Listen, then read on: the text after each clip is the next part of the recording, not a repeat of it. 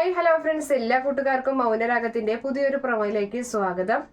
അങ്ങനെ നമ്മുടെ കിരൺ കല്യാണിയോട് ഓഫീസിൽ വെച്ച് പറയുകയാണ്, അതെ, ഈ 2 കോടിയുടെ കാറൊക്കെ വാങ്ങിക്കുന്നതെന്ന് വെച്ചിട്ടുണ്ടെങ്കിൽ അതൊക്കെ മറ്റുള്ളവരെ കാണിക്കാൻ ഒരു ആർഭാടത്തിന് വേണ്ടിയല്ലേ.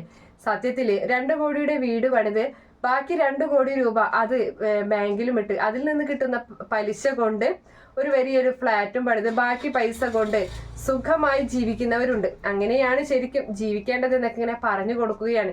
ഇതേ സമയത്ത് നമ്മുടെ മറിയാണെങ്കിൽ കാറിലെ മനുവിനെയും കയറ്റി ഒരിടം വരെ പോകാനുണ്ട് എന്നൊക്കെ പറഞ്ഞ് കൊണ്ടുവരികയാണ്. വന്ന് കാർ നിൽക്കുന്നത് RS കൺസ്ട്രക്ഷന്റെ മുന്നിലാണ്.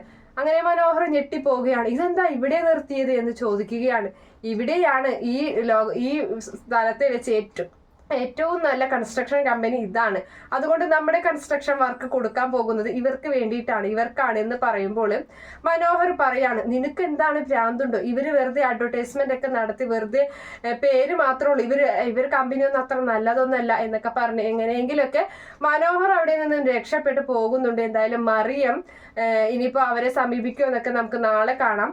അതിനുശേഷം കാണിക്കുന്നത് വിക്രം പറയുകയാണ്, എന്തായാലും നിങ്ങളൊക്കെ പറയുന്നത് പോലെ എൻ്റെ അച്ഛൻ പെൺമക്കളെ ഉണ്ടെങ്കിൽ ആ സ്നേഹം എന്നോട് അയാൾ പറഞ്ഞിട്ടുള്ളത് പെൺമക്കളെ സ്നേഹിച്ച് ചതിച്ചിട്ട് എൻ്റെയൊക്കെ ആഗ്രഹം നിറവേറ്റാൻ വേണ്ടിയിട്ടാണ് അയാൾ പെൺമക്കളെ സ്നേഹിച്ച് കൂടെ നിൽക്കുന്നതെന്നാണ് പറയുന്നത്. അതുകൊണ്ട് തന്നെ അയാളെ കൊണ്ട് തന്നെ ഒരു പക്ഷേ ഞാൻ ആ പെൺമക്കളെ കൊല്ലിക്കുമെന്ന് വിക്രം പറയുന്നുണ്ട്.